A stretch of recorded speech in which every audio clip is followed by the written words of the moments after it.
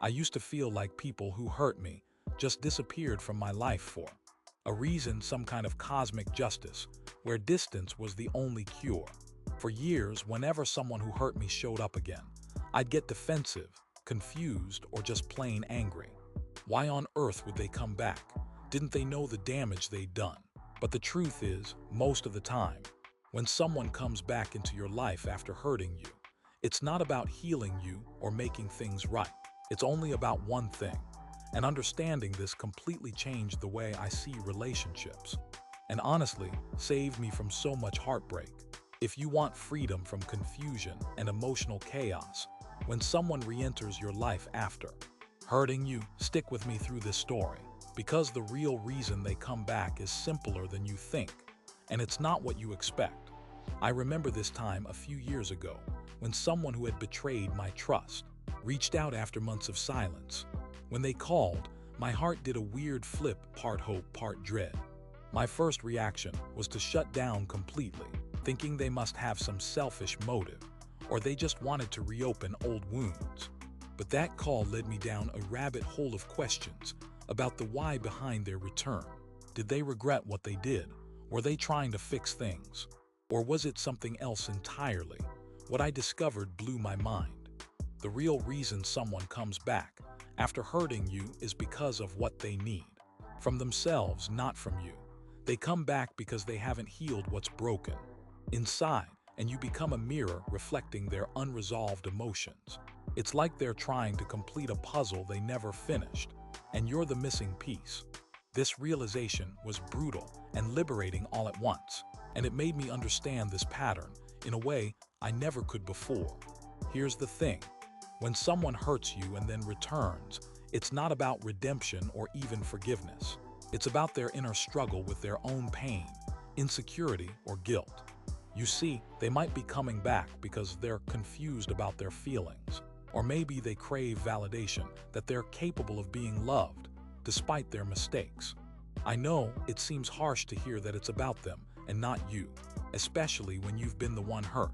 But once I understood that this is always the case, it stopped me from taking their reappearance personally, and instead gave me the power to protect my boundaries.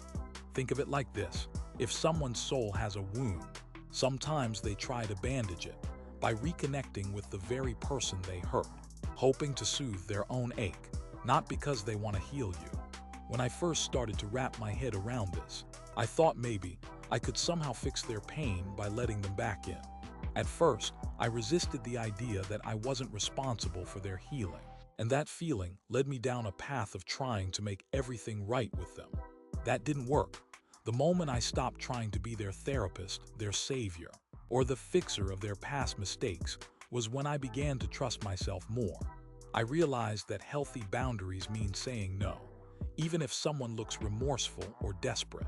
I also started to notice a pattern.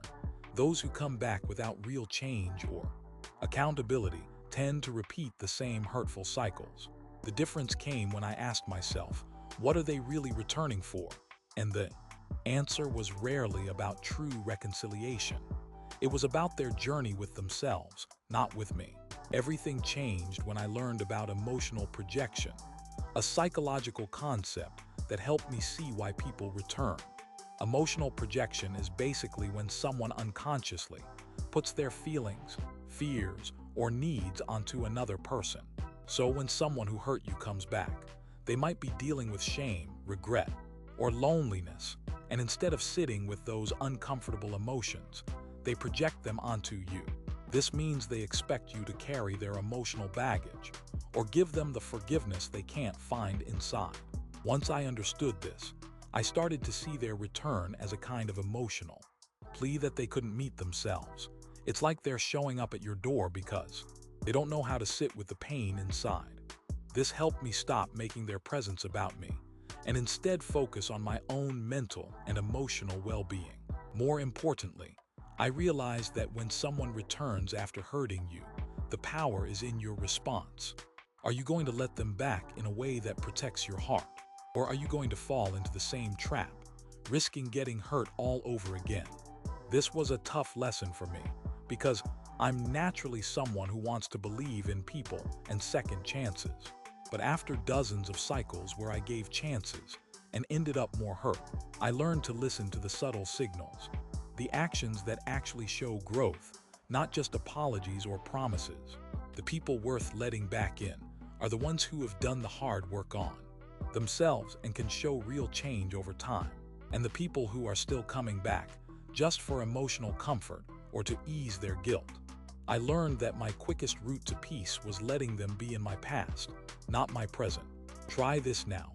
The next time someone who hurt you returns, before answering that call or message, pause and ask yourself, are they coming back to heal or to avoid their own pain? Give yourself permission to say no without guilt.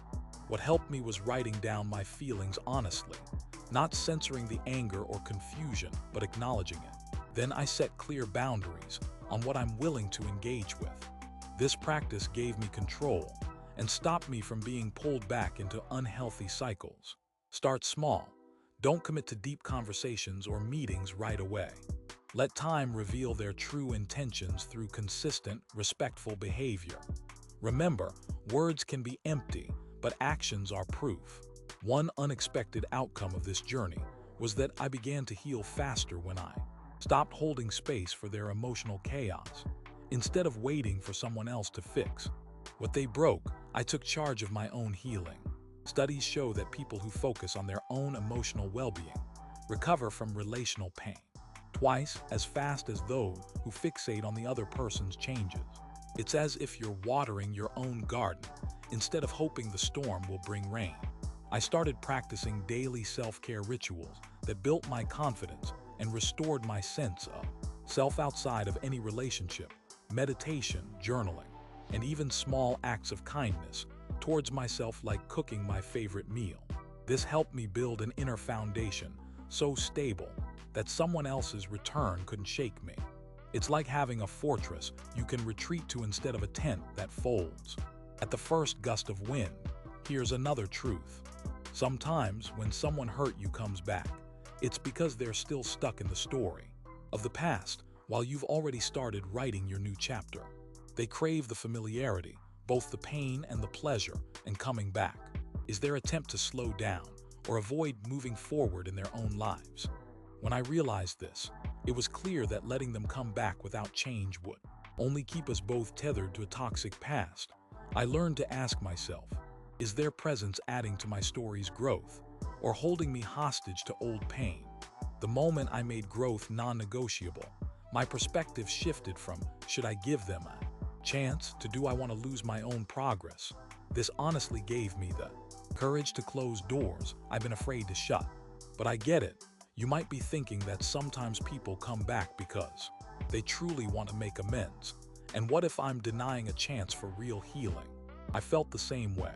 At first, I resisted the idea of saying no multiple times felt cruel or cold because I wanted to believe in their good intentions. But experience showed me that good intentions without consistent changed behavior isn't healing. It's just hope wrapped in pain. That's when I found this framework. When someone returns, watch their actions over time, not just their words. If they respect your boundaries and show accountability, that's a good sign. If they keep begging for forgiveness without change, it's a red flag. Trust this framework as a tool to protect yourself. It saved me from reopening wounds that wouldn't have healed. Here's the kicker. You don't owe anyone a second chance if it compromises your peace. That's a lesson I learned the hard way. More importantly, you deserve relationships that foster your growth and make you feel safe, not anxious or uncertain. When I stopped waiting for someone who hurt me to be ready and instead focused on creating boundaries and healing within myself, I tapped into a freedom I didn't know was possible. It's like walking out of a cage you built unconsciously, where your hope for their return was actually the lock. To sum it up, the real reason someone comes back into your life after hurting you is they are trying to make peace with a struggle inside themselves.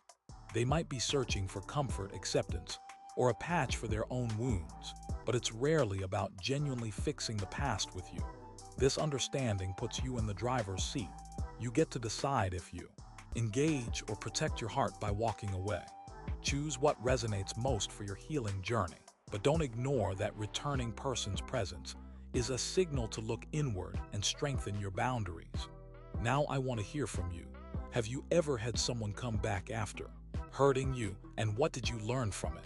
Drop your thoughts or stories below, because you're not alone in this struggle.